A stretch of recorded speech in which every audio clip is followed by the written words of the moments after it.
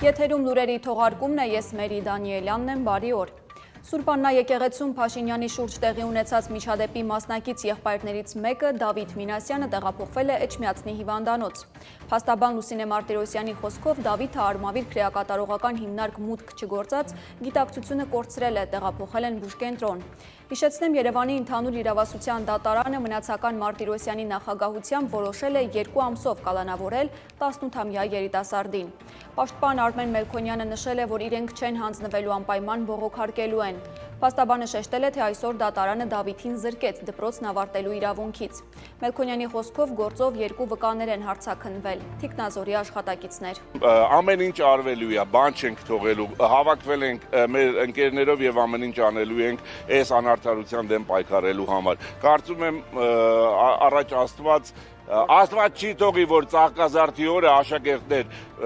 ձերբակալվեն ու տենց մնա։ Այդ օրը ինչ խորհուրդ ուներ։ Հիսուսը գնաց երեխեքին ընդառաջ, մենք ինչի գնացինք, մենք ինչ արեցինք։ Այսքան բան։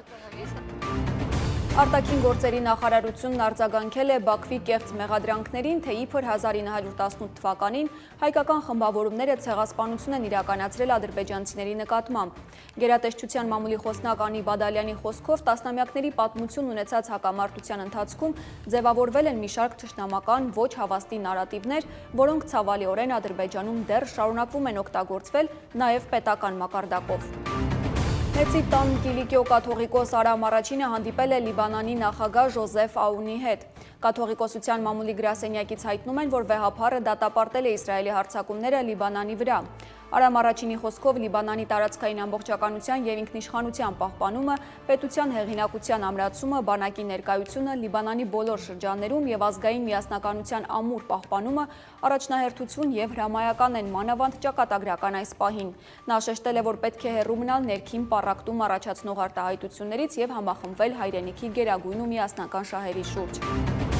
Cycling Race հեծան Վարշավի կազմակերպիչները Նիկոլ Փաշինյանին հրավիրել են Մոսկվայում մայիսի վերջին կայանալիք հեծանվավազքին։ Կհիշեք, 2025-ի դեկտեմբերին Մոսկվա կատարած այցի ժամանակ վարչապետը հեծանվով շրջել էր Մոսկվայի կենտրոնում։ Ընկերությունը հայտնել է, որ հեծանվավազքին մասնակցելու համար Ռուսաստանի մայրաքաղաք կժամանեն հեծանվորդներ նախկին ԽՍՀՄ եւ այլ երկրներից։ Մրցավազքը երկար եւ հարուստ պատմություն ունի, այն չի չեղարկվել նույնիսկ հայրենական մեծ պատերազմի ժամանակ։ Նշեմ, որ Նիկոլ Փաշինյանն աշխատանքային այցով Մոսկվայում է, որտեղ կկայանան նրա բանակցությունները Դաշնության նախագահ Վլադիմիր Պուտինի հետ։ Կրեմլի խոսնակ Պեսկովի խոսքով հանդիպումը կլինի աշխատանքային նախաճաշի ձևաչափով։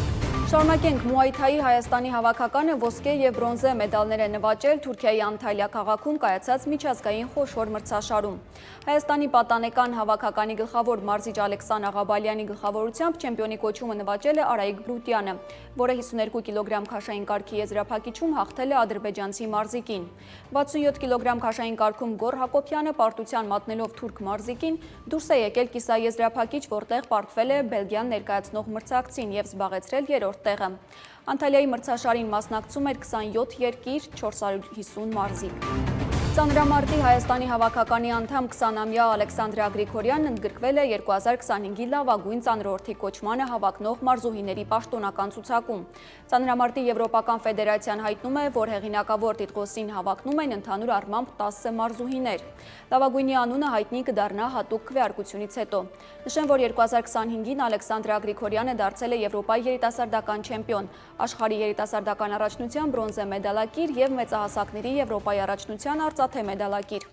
Ապրիլի 19-ից 26-ը Գրիգորյանը հանդես կգա Բաթումում կայանալիք ծանրամարտի Եվրոպայի առաջնությունում։ Այսքանը կհանդիպենք մեր հաջորդ թողարկմանը։